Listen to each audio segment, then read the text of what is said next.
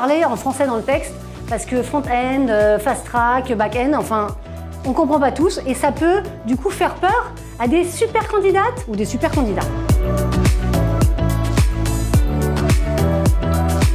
Qu'est-ce que Pôle emploi aujourd'hui? Alors Pôle emploi est là pour accompagner les demandeurs d'emploi. Voilà, on est une sorte d'ensemblier et on est un acteur qui travaillons beaucoup avec nos autres partenaires pour faciliter le plein emploi.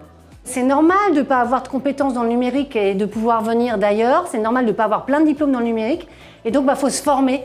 Et Pôle emploi, avec des fonds énormes de l'État, le plan d'investissement dans les compétences, c'est 15 milliards d'euros sur 5 ans pour le numérique et autre chose, mais aussi pour le numérique. On finance des formations spéciales, en particulier pour les femmes ou d'autres demandeurs d'emploi qui en fait viennent d'ailleurs et qui ont besoin de conforter leurs prérequis. Donc c'est facile de se former au numérique et vous êtes accompagné, rémunéré. On a plusieurs types de services, une gamme de services qui est personnalisée selon l'intensité de l'accompagnement et en particulier pour les femmes qui se réorientent ou qui se reconvertissent vers le numérique, eh bien, le conseiller, il va leur montrer les offres d'emploi, il va les orienter vers des informations, vers des forums de sensibilisation métier.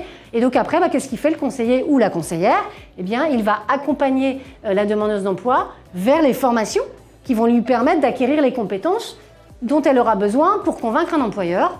Et soit des formations directes avant l'emploi, avec une promesse d'embauche, soit, donc c'est autour de 400 heures, 3 mois et demi, soit des formations plus longues qui peuvent durer 6 à 8 mois, y compris 100% à distance, si les femmes ont des contraintes familiales ou d'organisation. Voilà. Et donc, il accompagne la femme dans son parcours pour faire en sorte qu'elle réussisse. Alors, il y a des choses que les entreprises peuvent faire, celles qui veulent du coup s'orienter vers plus de diversité, en particulier pour les femmes. Et ce n'est pas des choses très compliquées. D'abord, diffuser les offres d'emploi, parce que même s'il y a beaucoup de tensions, et que c'est un secteur d'économie en énorme croissance, en fait, ça pèse encore relativement peu dans l'économie du pays. Donc quand on regarde des offres d'emploi, il n'y en a pas plein, donc il faut vraiment les diffuser, il faut sortir du marché caché. Il faut diffuser les salaires pour montrer que ça paye et que c'est attractif. Il faut tant qu'à faire parler, pas jargonneux, va tout de suite dans l'offre d'emploi en français.